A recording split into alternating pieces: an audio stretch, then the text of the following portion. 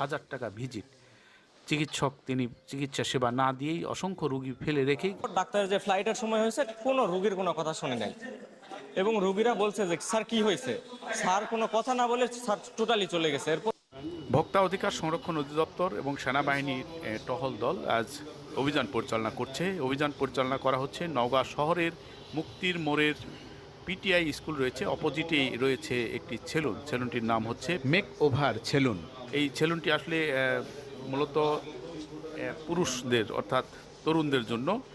যারা তরুণ অনেকেই কিন্তু এই সুন্দর সাজগোজ করার জন্য এই সেলুনগুলোতে আসেন এবং অনেক টাকা দিয়ে তারা সাজগোজ করে চুল কেটে এবং একেবারে ফ্রেশ ওয়াল মেখে এখান থেকে যান।